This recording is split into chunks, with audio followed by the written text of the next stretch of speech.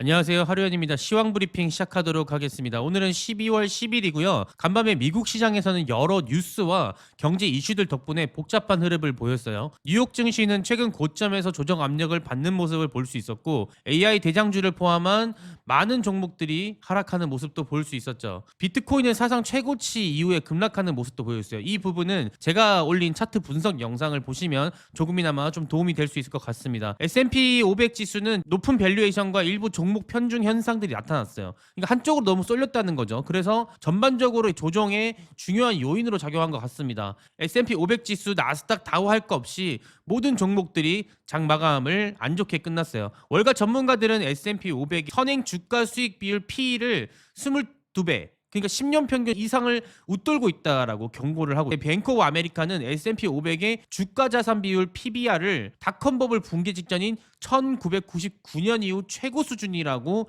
얘기를 했어요. 챗GPT 출시 이후 글로벌 시장 총액의 절반이 AI 관련 주식에서 나왔다라고 분석했습니다. 그러니까 거품이 굉장히 지금 많이 껴있다. 이게 빠진다면 거품이 조금이라도 거치더라도 영향을 크게 받을 수 있다라고 해석할 수 있을 것 같습니다. 반대 입장도 좀 있는데요. 블랙록과 에버코어 ISI는 높은 밸류에이션을 정당화할 만큼 강한 펀더멘탈과 AI 혁신이 작용하고 있다라고 얘기했어요.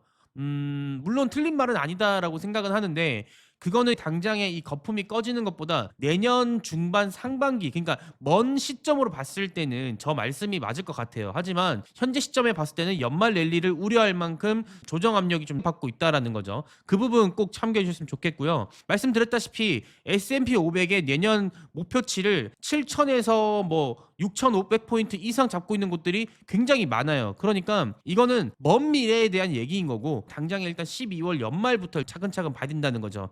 현재 시장은 AI에 대한 그 과도한 그 밸류에이션과 그 부담, S&P 500의 많은 종목들이 기술주 위주로 편중돼 있다라는 것과 인플레이션이 조금씩 꿈틀꿈틀 거리는 그런 모습들, 글로벌 정세, 여기서 말하는 글로벌 정세는 한국도 포함되어 있습니다. 여하튼 이렇게 큰 이슈들이 계속 혼란을 보여주고 있다라는 거예요. 전문가들이 말하는 것들은 먼 미래에 대한 시점, 우리는 그거를 고지고대로 보기보다는 조금 더 주의할 부분이 있으면 좀 주의를 해주면 좋겠다라는 게 제 영상의 핵심입니다. 중국에서 유동성을 풀겠다라고 밝혔어요. 중국에서 적당히 완화적인 통화 정책을 하겠다라고 선언을 했다는 거죠. 이 모습은 중국 내수 시장의 활력을 좀 불어넣을 모습으로 비춰지고 있어요. 하지만 전문가들은 중국 경제의 구조적인 문제로 인해서 부양책만으로는 이건 충분하지 못할 것 같다라고 얘기를 하죠. 중국 부동산의 위기와 미중 갈등이 아직 제대로 시작하지도 않았고, 여전히 이거는 중국 경제의 발목을 잡을 거고 앞으로 해결할 난제라고도 표현을 한단 말이에요. 국제적으로 이런 혼란스러운 정세를 가져주는 거는, 이게 제가 디테일하게 다루기에는 정치적인 뉴스나 이런 걸로 비춰질 것 같아서 제가 말을 좀 아낄 수 있겠지만, 한국의 원화가 계엄령 이슈로 해서 지금 굉장히 국제적으로 혼란스럽게 만들고 있습니다.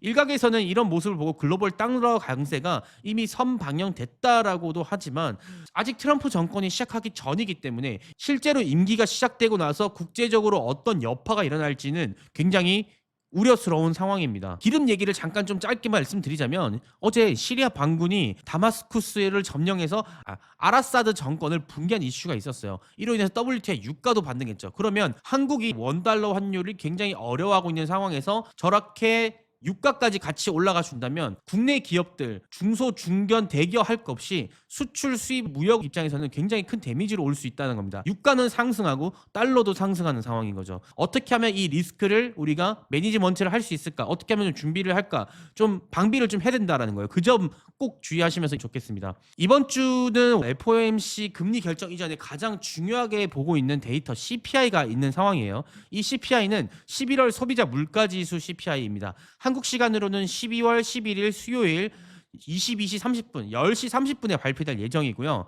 해당 발표 이후에 큰 영향을 받을 걸로 저는 보고 있습니다. 금리 결정은 일주일하고도 1일 남은 상황입니다.